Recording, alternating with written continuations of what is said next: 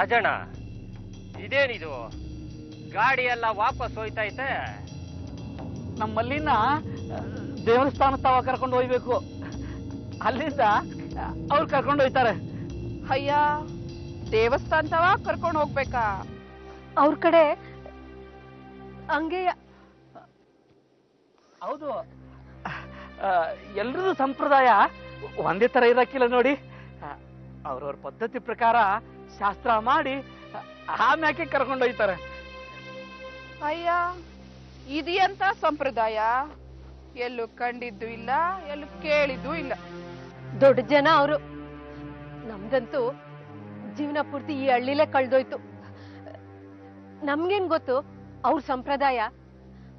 ಗಂಡೋರ್ ಹೆಂಗ್ ಹೇಳ್ತಾರೋ ನಾವ್ ಹಂಗ್ ಕೇಳ್ಬೇಕು ಅಟ್ಟೆಯ. ನಡಿ, ನಮ್ಮಲ್ಲಿನ ದೇವಸ್ಥಾನ ತವ ಕರ್ಕೊಂಡು ಹೋಗುವ.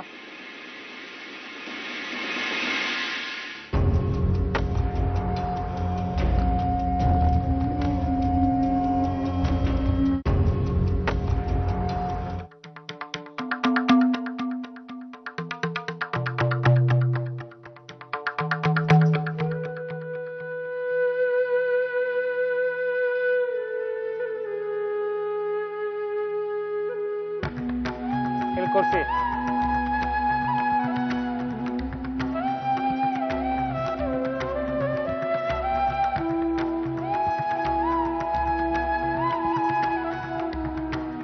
ಹಾಡುಂಟು ಮೌನದ ಕಡಲಲ್ಲಿ,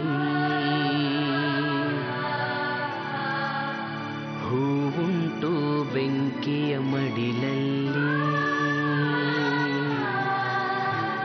ರಾಜಣ್ಣ, ಇದೇನ್ ಸಂಪ್ರದಾಯ ಅಂತೀನಿ? ಅಯ್ಯ, ಇದೇನ್ ಮಾಡ್ತಾವ್ರಿ ಇವ್ರು?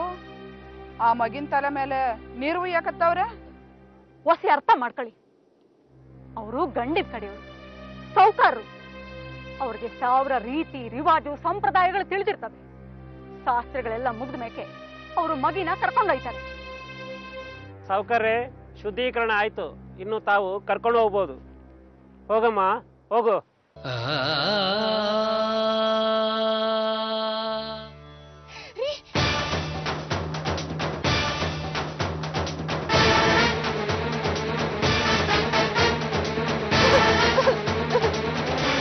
ಮುಚ್ಚು ಬಾಯ್.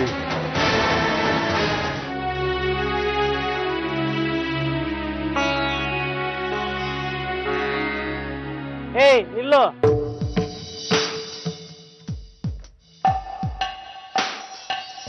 ನೀನು ನಿಮ್ಮ ಮನೆಯವರ ಹತ್ರ ಹೋಗೋ ಹಾಗಿಲ್ಲ. ಇವತ್ತಿಂದ ನೀನು ಜಮೀನ್ದಾರ ಮನೆಗೆ ಸೇರಿದವಳು.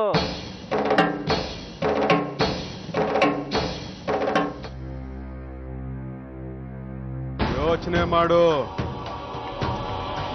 ಅಲ್ಲ ಇಲ್ಲ.